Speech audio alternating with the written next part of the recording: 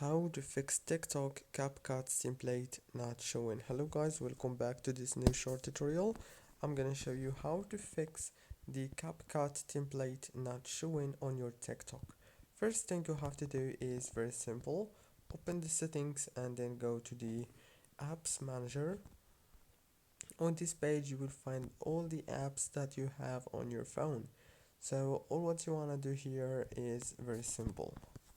Just wait and then scroll until you find TikTok, click on it and then click on the force stop option to stop the app from running, and after that you have to go into the permissions and make sure to enable all the permissions and go to the data usage and disable the roaming data, and then go to the Play Store and make sure to update your TikTok into the latest version. Don't forget to like, subscribe. Thank you for watching.